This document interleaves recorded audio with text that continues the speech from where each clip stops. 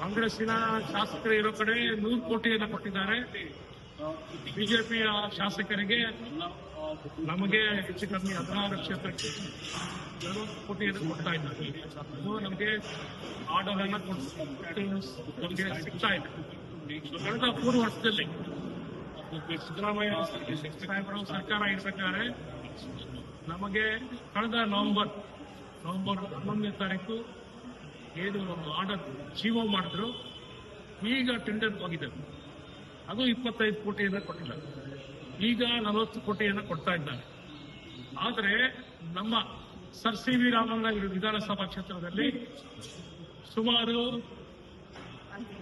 700 ಕೋಟಿಯಷ್ಟು ಜಿಬಿಎಗೆ ನಾವು ನಮ್ಮ ತೆರಿಗೆಯಿಂದಾಗಿ ಟ್ಯಾಕ್ಸ್ ಅನ್ನ ತುಂಬಿದೀವಿ.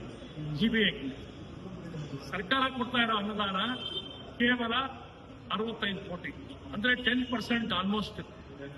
ಇನ್ನು 90% ಸರ್ಕಾರಕ್ಕೆ ಹೋಗ್ತಾ ಇದೆ. ಇದು ತಾರತಮ್ಯ ಆಗ್ತಾ ಇದೆ ಅಂತ ನಾವು ಪ್ರತಿ ಸಲ ಹೇಳ್ತಾ ಇದ್ದೀವಿ. ಆದರೆ ಎಲ್ಲ ನಾವು ಹೇಳೋದೇನಂದ್ರೆ, ನಮ್ಮ ಅನುದಾನ, ನಮ್ಮ ಕ್ಷೇತ್ರದ ಅನುದಾನ ನಮ್ಮ ಕ್ಷೇತ್ರಕ್ಕೆ ಅದನ್ನು ಉಪಯೋಗಿಸಿದ್ರೆ ನಮ್ಮ ಕ್ಷೇತ್ರ ಇನ್ನೂ ಹೆಚ್ಚು ಅಭಿವೃದ್ಧಿ ಆಗುತ್ತೆ ಅಂತ ನನ್ನ ಭಾವನೆ. ಅದನ್ನ ನಾನು ಹೇಳ್ತಾ ಇದ್ದೀನಿ. ಬರೀ 600-700 ಕೋಟಿ ಬಂದಿರೋ ಅನುದಾನದಲ್ಲಿ ಕೇವಲ 10% ಅನ್ನ ಕೊಟ್ಟಿದ್ದಾರೆ.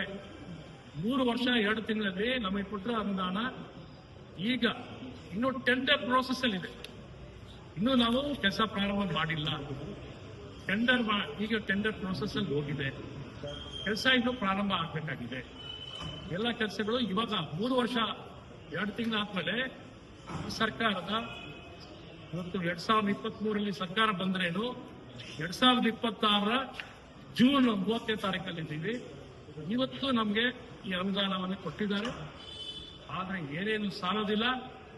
ಕೇವಲ 10% ಅನ್ನ ನಮಗೆ ಅನುದಾನವನ್ನ ಕೊಟ್ಟಿದ್ದಾರೆ. ನಾನು ಸರ್ಕಾರಕ್ಕೆ ಮಾನ್ಯ ಮುಖ್ಯಮಂತ್ರಿಗಳಿಗೆ ಮನವಿ ಮಾಡ್ತೀನಿ, ದಯವಿಟ್ಟು ತಾರತಮ್ಯ ಮಾಡಬೇಡಿ. ಎಲ್ಲಾ ಕ್ಷೇತ್ರಗಳು, ಎಲ್ಲಾ ವಿಧಾನಸಭಾ ಕ್ಷೇತ್ರಕ್ಕೂ ಸಮವಾಗಿ ನೀವು ಅನುದಾನವನ್ನು ಕೊಡಬೇಕು ಅಂತ ನಾನು ಈ ಮುಖೇನ ವಿನಂತಿ ಮಾಡ್ತಾ ಇದ್ದೀನಿ.